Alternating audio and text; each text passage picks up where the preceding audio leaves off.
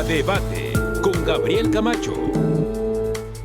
Hola, ¿qué tal? Les saludo con gusto. Ya nos arrancamos en esta mesa de debate. Hoy es viernes, cerramos semana, por supuesto. A nombre del equipo que hace posible este espacio, quédense, miren, vamos cerrando semana. Hemos estado dedicándole a los temas importantes de coyuntura alrededor del informe de la presidenta Sheinbaum de este primer año de la administración de la presidenta Claudia Sheinbaum. Y hoy cerramos justamente con un tema también que ha sido de las principales banderas que ha presumido este gobierno, y me refiero al combate a la pobreza. Hay que recordar que unos 10 días antes del informe se dio a conocer este estudio de pobreza multidimensional por parte del INEGI y que pues han sido números interesantes, que tiene claroscuros, por supuesto. Y vamos empezando, y es que mire, desde el 2018 más de 13 millones de mexicanos salieron de la pobreza. Estos son logros sin embargo, a través de mecanismos frágiles. Están sustentados a través de mecanismos frágiles. Sobre todo, hay varios factores. Esta reducción se puede definir gracias a la entrega de dinero de manera directa mediante las pensiones, las becas y otros apoyos. Sin embargo, el problema de la pobreza es mucho más profundo y de fondo sigue persistiendo. Y es que estos ingresos no están cubriendo las necesidades de los mexicanos. Expertos están advirtiendo que los apoyos monetarios son insuficientes y deberían de ser, o el siguiente paso debería de ser, que sean más focalizados. La lucha contra la pobreza exige derechos plenos, por supuesto, no solamente recibir dinero, sino educación, mejor seguridad social, salud universal y oportunidades reales. Así y con esto, arrancamos a debate. A Debate. Saludo con gusto a Héctor Nájera, él es investigador asociado al Programa Universitario de Estudios del Desarrollo de la UNAM, y a Jafet Sánchez, consultor senior de la Unidad Financiera de Integralia. Ambos les saludo con gusto. ¿Con qué se quedan teniendo en cuenta lo que hemos estado viendo desde el informe? Me parece, consideran que estos números que entrega la 4T, hablando de pobreza, han sido muy cacaraqueados. Sí, son, me parece, positivos en cuanto a sacar a la pobreza a más de 13 millones de personas. Me parece que coincidirán, se rompen varios dogmas en el sentido de subir el salario mínimo representaría inflación. Se rompe ese dogma completamente, pero no sé qué tanto se puede mantener. Me arranco contigo, Héctor. Por acá aparecerá un reloj para que nos ayude a que su opinión vaya de entre 1 minuto y 1 minuto y medio, y por hacer más dinámica esta mesa. ¿Qué lectura le has dado a la atención que ha tenido en temas de la pobreza, de la atención a la pobreza? Héctor, adelante, buenas tardes. Muy buenas tardes, Gabriel, Jafet. Buenas tardes a todo el auditorio. Bueno, lo más importante que creo que hay que destacar es que esta es la primera vez, quizá, en México, donde la pobreza se ha puesto en el centro del debate público. Y eso me parece que es bienvenido, porque es uno de los problemas sociales más agudos, no solo en México, sino todo el mundo. Figura como el objetivo del desarrollo sustentable número 1, es la principal prioridad, y desde ese punto de vista está muy bien que estemos debatiendo sobre la pobreza en México. También es importante reconocer que de lo que hemos observado en los últimos años a partir de la medición oficial de pobreza multidimensional es que esta es una de las caídas más importantes registradas, con poco más de 13 millones de personas saliendo de la pobreza, y que nos lleva a preguntarnos ya en este sexenio, siendo cifras 2024, no son cifras 2025, es decir, todavía no sabemos dónde estamos parados a inicios de este sexenio. Esto lo sabremos en 2 años, cuando el INEGI publique las cifras de pobreza multidimensional de 2026, que usualmente se publican hasta 2027. Queda claro que hay una lección muy importante en términos del éxito que ha tenido la estrategia del aumento de los salarios mínimos, con un conjunto de preguntas sobre la factibilidad de seguir esta estrategia de largo plazo y el conjunto de riesgos que podrían asociarse a perseguir una estrategia de este tipo. para la mejora de los ingresos, con preguntas también de qué pasa con los otros aspectos de las vidas de las personas que van más allá de la recepción de los ingresos. Claro. Bien.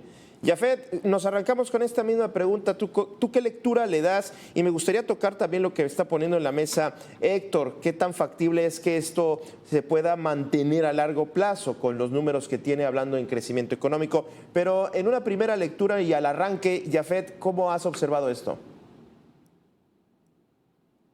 Doctor Gabriel, mucho gusto. Un saludo al auditorio también. A ver, lo mencionabas, Gabriel, al inicio, y creo que eso es un poco lo preocupante, que se le ha dado una lectura solamente política desde la cuestión de los programas sociales. Es decir, que este gobierno ha implementado programas sociales y por eso saca a personas de la pobreza. No necesariamente. Si nos vamos a las cifras y comparamos el ingreso, particularmente entre 2018 y 2024, creció casi 16%. Entonces, uno de los principales factores, y que explicaba aquí, que adelantaba un poco Héctor, es el aumento de los ingresos, el ingreso por el trabajo, no tanto por la cuestión de los programas sociales, que claro que han ayudado, pero ya hemos visto muchas problemáticas con ellos, que es decir, la falta de focalización, que son universales, entre otros temas, ¿no? Entonces, sí han ayudado, por supuesto, pero lo principal ha sido el ingreso por el trabajo, ¿no? Entonces, aquí ya damos un siguiente paso, Claro. que se ha puesto un poco en boga esta discusión de qué tan confiable es la medición del ingreso en la ENIG. Hay que recordar para todo el auditorio que no lo tenga tan presente, la encuesta nacional de ingreso y gasto en los hogares, que realiza el INEGI también cada 2 años, es la base de los resultados después que presenta en pobreza, ¿no? Antes era Coneval, ahora también lo presenta INEGI, pero ahí es donde vemos el principal brinco, ¿no? En el tema del trabajo. Ahora, lo que está en boga ahorita el debate es qué tanto ha mejorado la medición de este ingreso, ¿no? Y ahorita si quieren lo podemos abundar, pero yo me quedaría principalmente con esa parte. Política de salarios mínimos que incrementó el gobierno de López Obrador ha sido efectiva y ahí se ven uno de los primeros resultados. Sí, totalmente. Jafet, ahorita lo retomamos. Y me quedo también, me gustaría, digamos, enfocándonos a la política de los salarios mínimos, pero también a la calidad de trabajo. ¿Qué tipo o cuál es la calidad, cómo ha mejorado en calidad las empresas para poder ofrecer el trabajo? A ver, vamos, tú ponías, Héctor, qué tan factible es que estas condiciones que estamos viendo se puedan mantener, que inclusive los programas sociales como se están dando se puedan mantener. Y bueno, ¿qué tendría que estar haciendo el gobierno para poder mantener esto, Héctor? Queda claro que cuando se inició la nueva política de aumento a los salarios mínimos, que empezó en realidad en 2015, aunque con aumentos relativamente menores, había mucho espacio que cubrir y había un margen, digamos, en la economía mexicana que permitiría realizar estos aumentos sostenidos al salario mínimo durante cierto tiempo. Toda la evidencia que existe a nivel mundial es que los salarios mínimos no pueden crecer indefinidamente. Y uno de los primeros techos que se encuentra en una economía es cuando los salarios mínimos se aproximan a los salarios medios. Y esto ya se está observando en la economía mexicana. Este es un primer síntoma de que queda poco margen.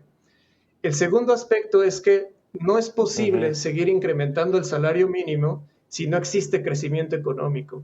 Quizá uno de los más grandes pendientes que tiene el gobierno actual y que tuvo el gobierno anterior es una estrategia clara de trayectorias de crecimiento de largo plazo. Sin trayectorias de crecimiento de largo plazo es imposible seguir aumentando los salarios mínimos y se abre otra restricción, que si no hay crecimiento no es posible expandir el espacio fiscal que necesitaríamos para poder aumentar la cobertura de los programas sociales y el tamaño de los programas sociales. Es decir, estos dos frentes, el de los programas sociales, que como bien se señalaba, tiene en realidad un efecto menor, 3 puntos porcentuales sobre la pobreza, y los salarios mínimos, ambos frentes se han agotado. Y entonces la pregunta que se debe de responder ahora es, ¿qué vamos a hacer en un contexto de bajo crecimiento con estas dos políticas, pensando en qué tipo de riesgos podrían abrirse en los próximos años?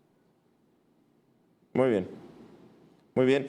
Jafet, el mismo tema lo pongo sobre la mesa, bueno, lo puso Héctor. ¿Tú cómo observas cuál tendría que ser la ruta para que este gobierno pueda mantener ese nivel de entrega de apoyos, pero además también pues empezar a generar un crecimiento económico más dinamizado que pues realmente ha sido nulo? Jafet. Sí, correcto. Ahí coincido plenamente con Héctor. Y déjame agregar el otro tema, que es el tema del empleo, por ejemplo, ¿no? En los últimos, hemos visto una racha negativa de 4 meses consecutivos con caídas en el empleo en el sector formal, ¿no? Recientemente en julio se anunciaba esta creación histórica de 1.2 millones de empleos, cosa que es cierta y no a la vez, porque es simplemente la inclusión de los trabajadores que estaban en plataformas digitales que se incluyen ya en el sector formal, pero eso no es creación de empleo como tal, simplemente eran empleos que ya existían y que pasaron al sector formal. Entonces, esa para mí es otra variable que va a explicar el hecho de que estos resultados en pobreza que fueron muy relevantes durante el sexenio de López Obrador, pues se vean matizados durante la administración de Claudia Sheinbaum. Es decir, es poco probable, al menos desde Integralia no vemos que se pueda repetir eh, esta, esta reducción de la pobreza en esa misma magnitud, ¿no? Y le agregaría otro factor, que es la presión en las finanzas públicas, ¿no? Este gobierno se ha Interesante. enfocado, o la presidenta ha asumido este compromiso de decir no vamos a incrementar impuestos, no vamos a impulsar una reforma fiscal. Hay que recordar que el lunes se presenta el paquete económico y se han adelantado algunos cambios, ¿no? Viene un aumento en el IEPS, hoy se adelantaba este tema de los bancos con el IPAP. Entonces, eh, hay presión para el gobierno en el tema de finanzas públicas, ¿no? Y mientras no exista una reforma fiscal, pues esta presión va a seguir incrementando, ¿no? Ya vimos que el gobierno está ávido de recursos, no obstante, sin implementar estos cambios profundos, reales, para ampliar la base de contribuyentes, pues se ve bastante complicado que podamos seguir con estos apoyos indefinidos. Ya. Bueno, justamente me pones el tema que estaba por ponerlo yo, la reforma fiscal. La presidenta dio a conocer que estaría adelantando el proyecto del paquete fiscal 2026, un paquete que pues hay que revisarlo, es muy complejo, y lo estaría adelantando para el próximo 8 de septiembre. Parecería que la reforma fiscal que se comentó, que inclusive Ricardo Monreal también adelantaba que podría empezarse a discutir una reforma fiscal, parecería que se va difuminando. No, parecería que no tendría mucho interés este gobierno de plantear una reforma fiscal como tal, o no sé qué estás observando y qué tan necesaria tendría que ser, Héctor. La reforma fiscal es absolutamente necesaria. No se puede postergar más. Las finanzas públicas no dan para más.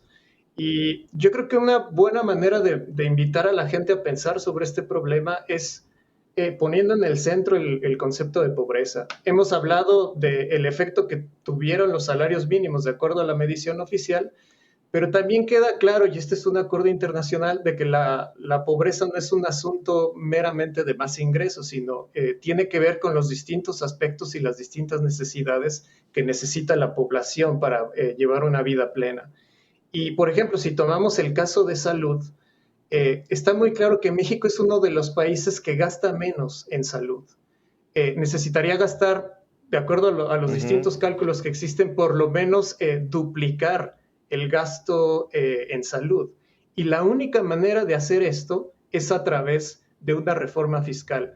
Sin eso, lo que tendremos es una caída y un techo muy bajo para hacer inversión social en estas cosas que son necesarias para la vida, como educación de calidad, infraestructura social necesaria para la cultura Sí, y el claro. esparcimiento, y la infraestructura que es necesaria para la provisión de lo más fundamental como agua potable, drenaje y sobre todo los servicios de salud. Y para ello se necesita una reforma fiscal para cubrir este espacio de necesidades para la vida que se mencionaba hace un momento, es una de las interrogantes que tenemos. Nos hemos enfocado mucho en el cambio del ingreso, pero poco hemos hablado y prestado atención sobre qué pasa con lo que efectivamente tiene la gente a su disposición. Sí, claro. Y bueno, lo comentamos hace un momento. Sacar a la gente de la pobreza no significa que tengan mejor calidad de salud, mejores servicios médicos, mejor educación. Simplemente es que tienen un ingreso mayor. Y eso me gustaría al cierre tocarlo. ¿Tú cómo estás observando, Jafet, la intención de que este gobierno, por lo menos la mayoría, plantee una discusión de una posible reforma fiscal? Parecería, y no sé si coincidas, que no está muy interesado este gobierno en plantearla de esa manera, Jafet. Sí, para nada, Gabriel. Y ahí también vuelvo a coincidir con Héctor. Va a decir el auditorio que esto no es debate, ¿no? Porque coincidimos mucho, pero eh, otra vez, este gobierno desde el año pasado, desde finales del año pasado, ya se hablaba de esta presión en las finanzas públicas, ¿no? Entonces, muchos analistas económicos particularmente anticipaban que era la oportunidad de Claudia Sheinbaum en el paquete económico del año pasado de presentar una reforma fiscal, ¿no? ¿Esto por qué? Por el gran gasto que hizo el gobierno de López Obrador, particularmente en 2024. ¿Y qué sucedió? Que no se presentó nada, ¿no? Y, a ver, otra vez hay que ponerlo al lado político. Una reforma fiscal, el implementar una reforma fiscal profunda como la que necesitaría nuestro país, eh, pues afectaría, o sea, afectaría mucho la popularidad del partido en el poder, del partido en el gobierno, Claro. y también de Sheinbaum, ¿no? Entonces, claramente, por mucho que esté esta necesidad de implementar esta reforma fiscal, pues esto te cuesta mucho políticamente y mientras más nos vayamos acercando a 2027, que es la elección intermedia, pues se ve cada vez más complicado, ¿no? Y si ya después de la del 27 el partido en el poder conserva las mayorías que hoy posee, pues difícilmente para 2030 van a animarse a implementar una reforma fiscal, ¿no? Entonces también hay que ver cómo esa parte política, no tanto del deber ser, ¿no? Que ojalá y se implementara la reforma, sino también los intereses, ¿no? En los grupos en el poder hoy en día y que difícilmente se van a romper. Y esta promesa, o sea, este compromiso que ha hecho la presidenta de no aumentar más impuestos, pues parece que lo va a cumplir, ¿no? Pero a costa de esto, ¿no? De recortar el gasto en áreas prioritarias para el desarrollo del país, ¿no? Y en un momento de desaceleración Claro, económica, en donde el claro. gobierno debería estar gastando más, ¿no? Así que eso es lo preocupante a futuro. Muy bien. Oigan, voy regresando y voy al cierre y déjenme regresarme unos pasitos en esto que comentaba sobre los otros aspectos que quizás la entrega de apoyos y la mejora a la calidad del empleo no está viendo reflejado, porque realmente mejor educación o mejor calidad educativa no tenemos, mejores servicios de salud, pues digamos tampoco. Ahí me parece que están esos claroscuros, Héctor, esos claroscuros dentro de sí, sacar más de 13 millones de la pobreza a la gente, pero al final de cuentas, ¿qué calidad de vida tenemos, no? Esos dos contrastes, Héctor. Sí, una de las razones por las cuales medimos la pobreza multidimensionalmente es porque es respuesta a este hecho de que las personas para poder vivir bien necesitan tener cubiertas distintos aspectos de sus necesidades para la vida. Y México fue pionero a principios de este siglo con la creación de la medición oficial multidimensional, pero también hay que tener en cuenta que esa medición estuvo basada en lo que en ese momento eran considerados los estándares de vida para la población mexicana. Ahora que ya estamos finalizando el primer cuarto del siglo, vale la pena preguntarse si lo que tenemos en términos de medición es reflejo de lo que necesitan las personas para no vivir en pobreza.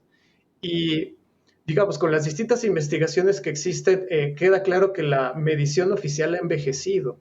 Y entonces, cuando uno se pregunta, bueno, ¿cuáles son las consecuencias de que haya envejecido? Pues una de ellas la estamos viendo, que lo que observamos son de pronto señales distintas. Observamos una señal que nos dice la pobreza está cayendo, pero por otro lado existen un conjunto de preguntas sobre qué es lo que está pasando verdaderamente con lo que sí tiene y con lo que carece la población. Esto además conecta con el tema de servicios públicos y la necesidad de financiamiento. Si no tenemos una medición que presione